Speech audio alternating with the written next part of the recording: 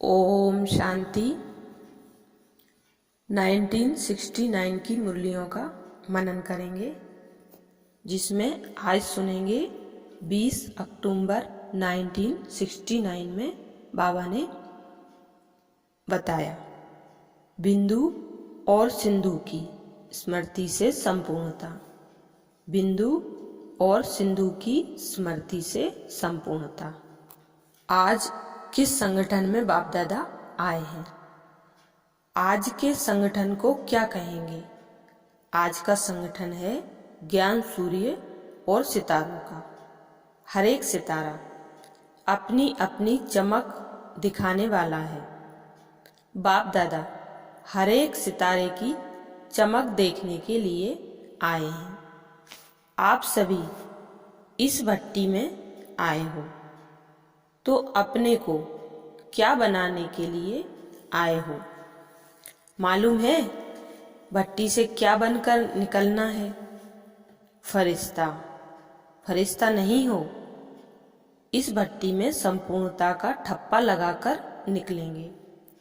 अभी फरिश्ते बनने की पुरुषार्थी हो, लेकिन संपूर्णता में जो कमी है उसी कमी को इस भट्टी में स्वाहा करने के लिए आए हो। ऐसे हो ना, कमियों को दूर करने के लिए क्या बात याद रखेंगे जिससे संपूर्णता की पूरी ही छाप लगाकर जाएंगे। आज बाप दादा बहुत सहज बात सुनाते हैं। बहुत सहजते सहज यही बात याद रखनी है कि मैं बिंदु हूँ और बाप भी बिंदु है, लेकिन बिंदु के साथ साथ सिंधु है। तो बिंदु और सिंधु, यह बाप और बच्चे का परिचय है। दो शब्द भी अगर याद रखो तो संपूर्णता सहज आ सकती है। स्कूल में छोटे बच्चों को जब पढ़ाते हैं तो पहले पहले क्या सिखलाते हैं? पहले तो बिंदु ही लिखेंगे, फिर आगे बढ़ते हैं तो एक व अल्फ सिखलाते हैं, तो यहाँ भी एक बिंदु। फिर आगे बढ़ते हैं तो बिंदु की याद और एक, उस एक में ही सभी बातें आ जाती हैं। एक की याद और एक रस अवस्था, एक की ही मत और एक के ही कर्तव्य में मददगार। अगर एक एक बात ही याद रखें तो बहुत ही अपने को आगे बढ़ा सकते हैं। सिर्फ बिंदु और एक, उसके आगे विस्तार में जाने की दरकार नहीं। विस्तार में जाना है तो सिर्फ सर्विस प्रति। अगर सर्विस नहीं तो बिंदु और एक। उसके आगे अपनी बुद्धि को चलाने की इतनी आवश्यकता नहीं। सिर्फ यही बातें याद रखो तो सहज संपूर्णता को पा सकते हो। सहज है व मुश्किल है। सहज मार्ग है, लेकिन सहज को मुश्किल कौन बनाता है? संस्कार। यह संस्कार भी उत्पन्न क्यों होते हैं? सिर्फ अपनी विस्मृति इन सब बातों को उत्पन्न करती है। चाहे पिछले संस्कार, चाहे पिछले कर्म बंधन, चाहे वर्तमान की भूलें, जो भी कुछ होता है उनका मूल कारण अपनी विस्मृति है। अपनी विस्मृति के कारण यह सभी व्यर्थ बातें सहज को मुश्किल बना देती हैं। स्मृति रहने से क्या होगा? जो लक्ष्य रख करके आए हो, स्मृति संपूर्ण, विस्मृति असंपूर्ण। विस्मृति है तो बहुत ही विघ्न है, और स्मृति है तो सहज और संपूर्णता। दो बातें सुनाई।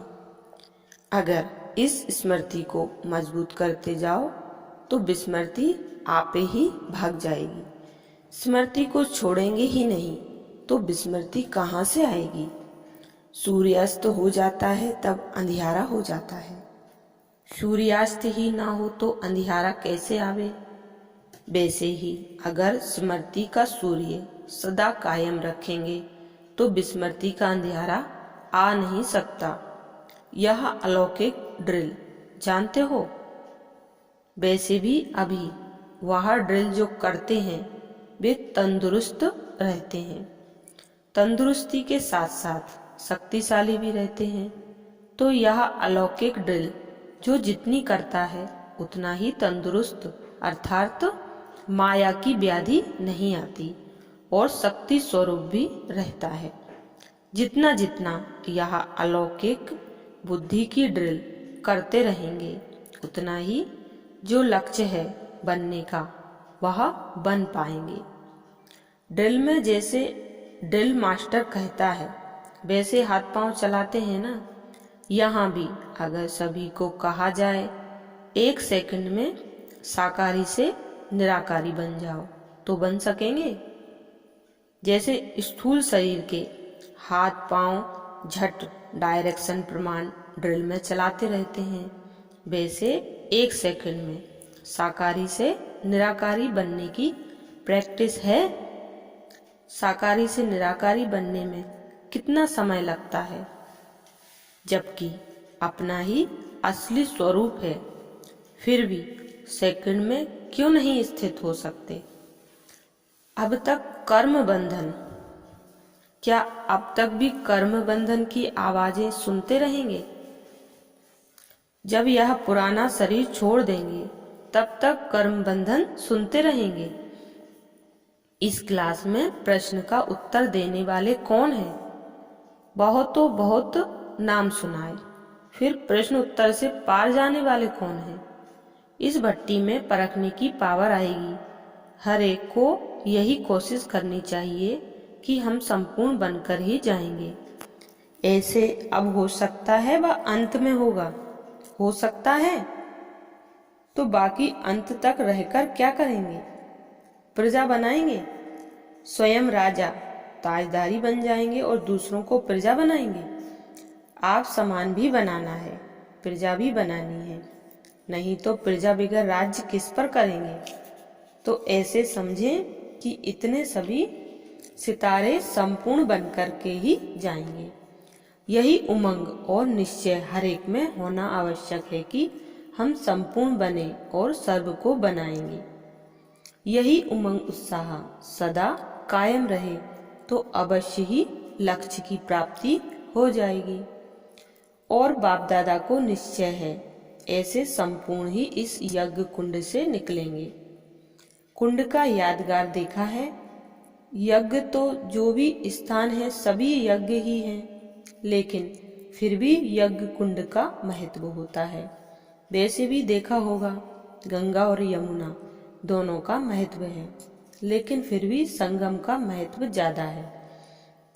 वहां नहाना श्रेष्ठ माना जाता है। गंगा यमुना तो बहुत स्थानों पर होती है, लेकिन फिर भी विशेष संगम पर नहाने क्यों जाते हैं? उनका विशेष महत्व क्या है? संगम के महत्व को अच्छी तरह से जानते हो ना। जैसे विशेष स्थानों का विशेष महत्व होता है, इसी प्रकार मधुबन की भट्टी का भी विशेष महत्व है। इस भट्टी से संपूर्णता की सौगात बाप दादा द्वारा मिलती है। यह मिलन का अर्थात संगम का विशेष सौभाग्य बच्चों को मिलता है। यह मिलन ही संपूर्णता की सौगात के रूप में है। इस मिलन का ही यह संगम यादगार है, तो यह मिलना ही संपूर्णता की सौगात है। भट्टी से संपूर्ण बनने का छाप व ठप्पा तो लगा कर ही जाएंगे, लेकिन उसके साथ साथ इस भट्टी में हिसाब करना भी अच्छी रीति सीखना है। कहाँ कहाँ हिसाब पूरा न करने के कारण जहाँ प्लस जमा करना है वहाँ माइनस कर लेते हैं, जहाँ माइनस करना है वहाँ प्लस कर लेते हैं, इसलिए स्थिति डगमग होती है।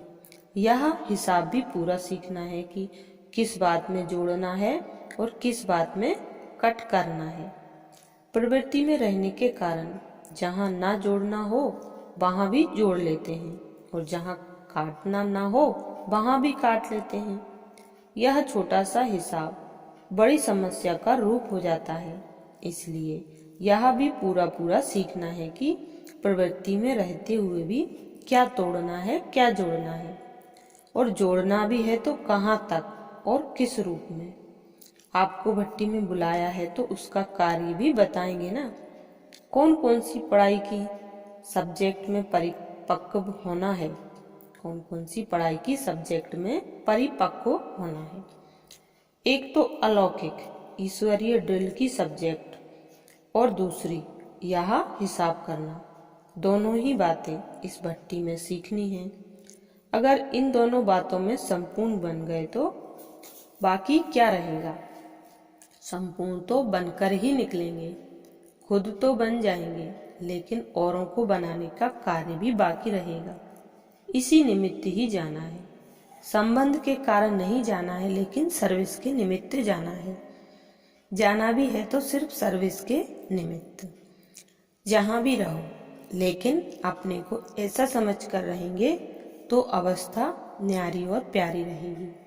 जैसे बाप दादा सर्विस के निमित्त आते जाते हैं ना, तो आप सभी को भी सिर्फ सर्विस के अर्थ निमित्त बनकर जाना है और सर्विस की सफलता पाकर के फिर सम्मुख आना है। अव्यक्त वतन से वर्तमान समय बाप दादा हर बच्चे को कौन सा मंत्र देते। गो सून कम सून, जल्दी जाओ जल्दी आओ, सर्विस प्रति जाओ और साथी बन करके जल्दी आओ। फिर जाओ, जब यहाँ गो सून कम सून होंगे तब बुद्धि द्वारा भी जल्दी होंगे। बुद्धि की ड्रिल भी गो सून कम सून है ना। वह स्थिति तब होगी जब यह स्थूल मंत्र याद रखेंगे। इस मंत्र से उस मंत्र का संबंध है। तब तो बताया यज्ञ कुंड का महत्व है। यहाँ आपको सौगात के रूप में मिलती है, वहाँ पुरुषार्थ रूप में। तो यज्ञ कुंड का विशेष महत्व हुआ ना। यहाँ वरदान, वहाँ मेहनत। जब वरदान मिल सकता है तो मेहनत क्यों करते हैं। इस यज्ञ कुंड से भाषा बोलना भी सीख कर जाना है। ऐसा सैंपल बनना है जो आपको देख दूसरे भी आकर्षित होकर यज्ञ कुंड में स्वाहा हो जाएं। बाप दादा हर एक की तस्वीर से हर एक की तकदीर और तदबीर देखते हैं।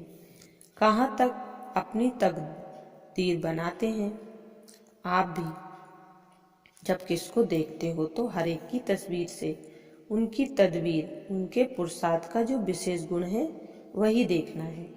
हर एक के पुरुषार्थ में विशेष गुण जरूर होता है, उस गुण को देखना है। एक होता है गुण और गुण के साथ साथ फिर होता है धुन। अनाज के दानों को अंदर से खोखला कर देने वाला कीड़ा। शब्द कितना नजदीक है, लेकिन वह क्या और वह क्या। अगर गुण नहीं देखते हो तो गुण लग जाता है। तो हर एक के गुण को देखना है तो गुण जो लगता है वह खत्म हो जाएगा। जो एक दो के स्नेही होते हैं, ऐसे स्नेही बच्चों से बाप दादा का भी अति स्नेह है। स्नेही समीप लाता है। जितना स्नेही उतना समीप। तो एक दो में स्नेही हो, ऐसे स्नेही बच्चे ही समीप भी आ सकते हैं। अब भी और भविष्य में भी विशेष स्नेही हैं, इसलिए आज विशेष डबल टीका लगा रहे हैं, लेकिन अनोखा। लौकिक रीति का टीका नहीं। डबल टीका कौन सा है।